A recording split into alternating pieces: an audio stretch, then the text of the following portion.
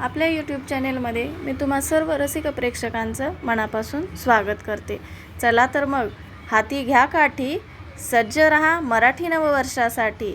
आजची रेसिपी खास गुढीसाठी आणि आपल्या सर्वांच्या लहान मुलांसाठी घेऊन आली आहे मी साखरेच्या गाठी।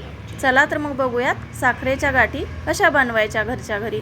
त्यासाठी मी एक पातेलं गॅसवर गरम व्हायला ठेवले, त्यामध्ये 1 वाटी साखर मी घातली आहे। साखर घातल्यानंतर त्याच वाटीने अर्ध वाटी पाणी मी त्या साखरेमध्ये घालत आहे।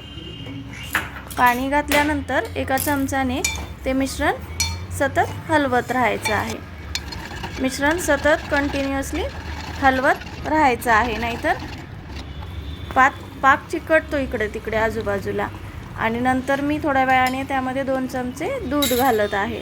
आता तुम्हाला वाटेल हे दूध कशासाठी, तर हे दूध यासाठी घालायचं आहे की साखरेला जी मळी असते ना, ती दूध घातल्यानंतर तरंगून वरती येते।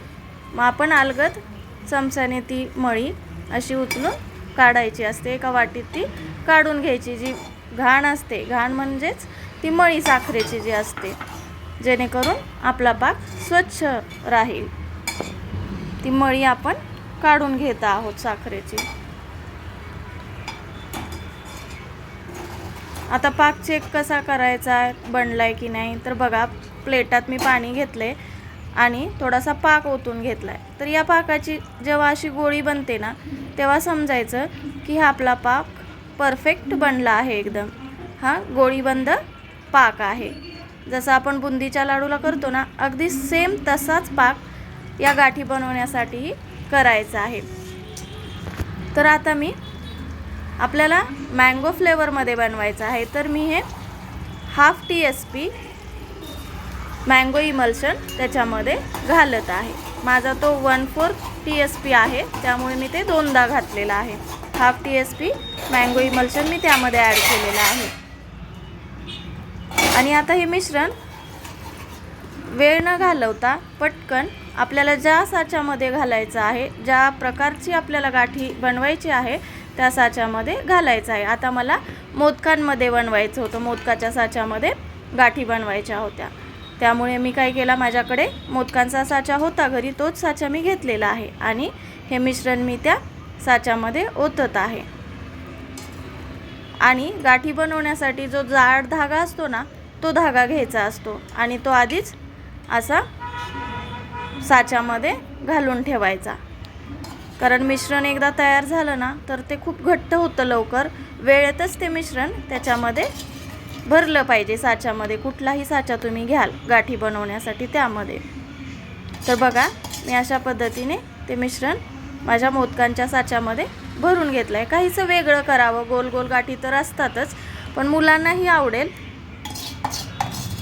आणि ते दिसायलाही छान दिसेल, म्हणून मी मोदकांच्या साच्यांमध्ये मँगो फ्लेवरमध्ये, आता सीझन पण आहे उन्हाळ्याचा आणि मुलांना थोडे आंबे आवडतात, पण मग मुलं आवडीने खातात ही गाठी, म्हणून मी तो करण्याचा प्रयत्न केला आहे।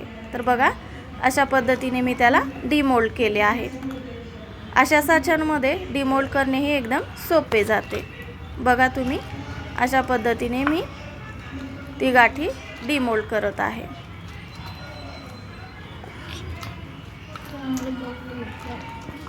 आणि खरंच मैत्रिणींनो, खूप अप्रतिम लागतं हे। तुम्हाला आठवते का, मँगो गोळी भेटायची, म्हणजे आमच्या लहानपणी तर भेटायची, कदाचित आताही ती भेटते। तर सेम, अगदी सेम तसंच ही गाठी खाल्ल्यानंतर टेस्ट येते। तर बघा तयार आहे आपली ही मँगो फ्लेवरमध्ये मोदकांच्या आकारात गुढीसाठी गाठी। तर मैत्रिणींनो, आता 30 तारखेला गुढीपाडवा येतोय, तर तुम्हीही अशा प्रकारे घरच्या घरीच गुढीसाठी आणि आपल्या लहान लहान मुलांसाठी गाठी जरूर बनवा। अशा पद्धतीने बनवाल तर खरंच मुलं खूप आवडीनं खातील।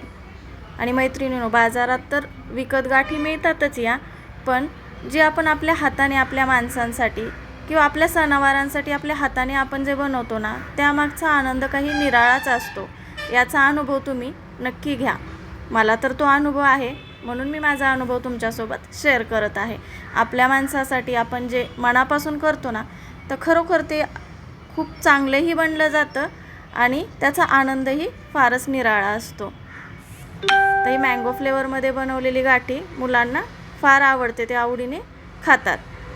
आणि माझी जर ही रेसिपी तुम्हाला आवडली असेल तर माझ्या चॅनेलला नक्की लाईक आणि सबस्क्राईब करा आणि अशा नवनवीन रेसिपीजसाठी बेल आयकॉनला प्रेस करा.